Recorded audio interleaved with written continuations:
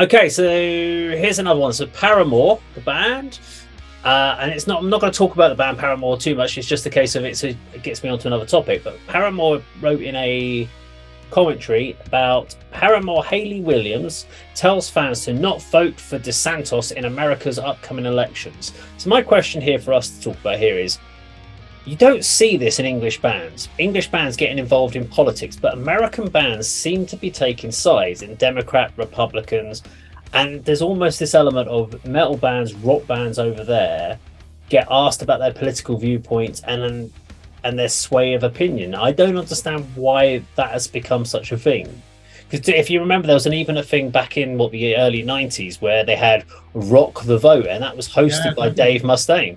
Yeah, on MTV. And then you had the likes of Pearl Jam and L7 who were very much for abortion rights, weren't they, or right to autonomy. Yeah. Is it just me that I've only really ever seen this in America? Have you guys had experience of this anywhere else where rock musicians, metal bands get involved and have a political statements? It could be that they're not taken as seriously in this country because the mainstream press doesn't like heavy metal, as they call it, to be honest, does it? You look at the 80s, obviously the Smiths were political, but they were quite subtle with it. You knew just from a Morrissey interview that he hated the Thatcher government. The irony is he's actually now become quite right-wing, hasn't he? I can't really think of any bands that have a political acerbity to their message, especially in the heavy music here. I mean, I know that we've got black metal bands and some of that can be quite political in an abstract kind of way. It's more an existential thing, isn't it? Almost like the drawing on Friedrich Nietzsche. But yeah, in America, I think one of the seminal albums that got a lot of kudos over here was that Green Day album, American Idiot, wasn't it? Yeah. As a political statement against the Republican Party and the war in Iraq. So, because they do write a lot more political driven songs, because I know Evanescence have written stuff about politics. We've seen it all from people like Five Finger Death Punch, a very political band in what they do, a lot of topics in there. I mean, would it mean, like for you, Andy, if Aaron Stainthorpe came out and he started talking about Labour and how Keir Starmer was so right about what he would do and how Labour is the right way, and that's how would that sway your opinion in an election because Aaron Stainthorpe is pro-Labour? It wouldn't sway my view at all, to be honest, but I'd find it very strange and quite unnerving that somebody would, detach themselves from their band and their music to sort of deliver a political message, especially something like Aaron Stainthorpe. I was going to say the only sort of band that jumps to mind that do have a political message and do, quite forthright and outspoken about it is Napalm Death by Andy Greenaway. I don't think there's any doubt about his views on British politics.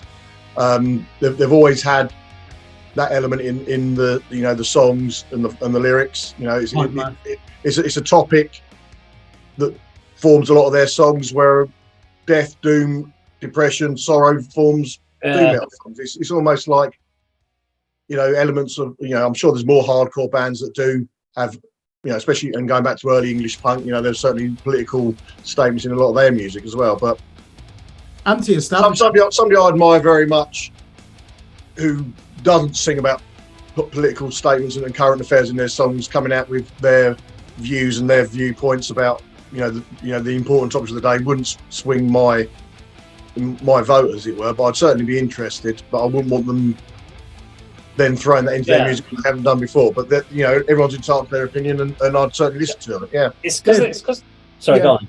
I was just going to say, do you remember leading up to COVID when we had the general election here in 2019? One thing that did shock me, Kerrang magazine put Jeremy Corbyn on the front.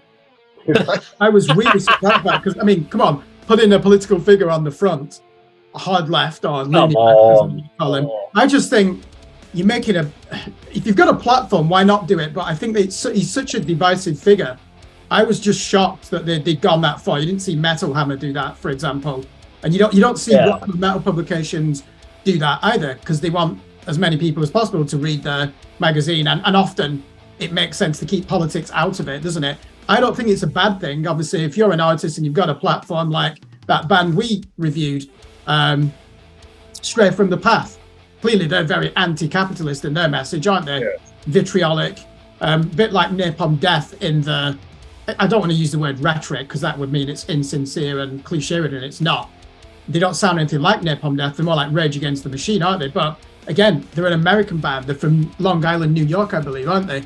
But you're right, Napalm Death are the main one that comes to mind in the extreme metal scene. In the rock scene, you've always had bands like the Manic Street Preachers, who have written some of the greatest songs of all time in the 90s, certainly the lyrics. They were always political. And then you'd have even some of the first Britpop bands were political. Blur and Suede, they were talking about the rigid uniformity of middle class life, for example, but that's not going to get so that's where the streets of London, is it? So I think there are bands here in the UK and of course in other countries in the world that are politically motivated in a general sort, but not current affairs. I think current affairs is the issue. When metal bands get asked about the current affairs in political life, you're like, if someone asks, sort of pulled over I don't know, any of the big metal bands. So Bruce pulled over Bruce Dickinson and asked him about, does Brexit impact? Now, if they asked it from a touring point of view, fair enough, I'd understand that. But when they ask about how do you sit on the Brit Leave Remain, I don't care. I just want to have a new Iron Maiden album that sounds good. And I don't want to know about that from metalers, but it seems such a thing that the Americans do. It is relevant, like you said, Dave. You know, has Brexit affected? You know, people have had problems sending merch, and you know, just basic parcels and packages to Europe. You know, I know.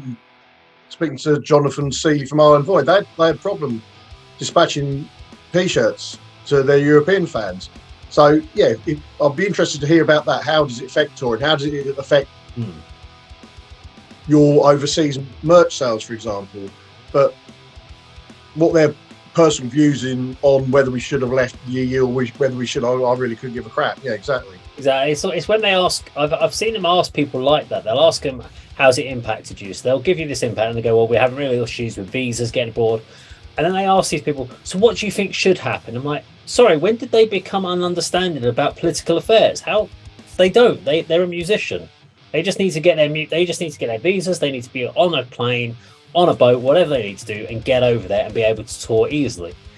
It's not down to them to come up with the solutions to that problem. That's not what their training's for. So stop asking them how to fix a problem. What did Hayley Williams say then? Did she urge people not to vote for Ron DeSantis in the upcoming elections? Because he's running up against Trump for the nomination. Yeah, he is controversial because he's very much got what people would consider a Christian right. Would that mean that she then saying? Was she then saying that she'll? If you read that in one way, you could say, and then she's saying vote for Trump instead. Yeah, true, but I think what probably, I don't even know her political views. I'm just assuming she's quite a progressive person. I don't know why. It just sounded a bit weird because when I was reading, I was going through all the rock news, and I'm like, what's this got? Who cares what Hayley Williams thinks about? Yeah, I mean, this guy though is doing his utmost to try to eliminate, teaching of homosexuality in schools, things like that. He's picked a spat with Disney, the Disney Corporation, for being too hates Mickey Mouse, withdrawn tax subsidies for them. So he's enough. A figure on the right that would be considered a populist. I don't know what her views are. I'm assuming that she probably votes Democrats, and she's most likely. Well, she's sensible what in he stands for. Not Republicans like those nut jobs over there. Yes, I called you nut jobs, you Republican nut jobs. I'd probably vote for them. That's about 50% of the American audience offended. Hey, I'm a conservative, even though I listen to metal.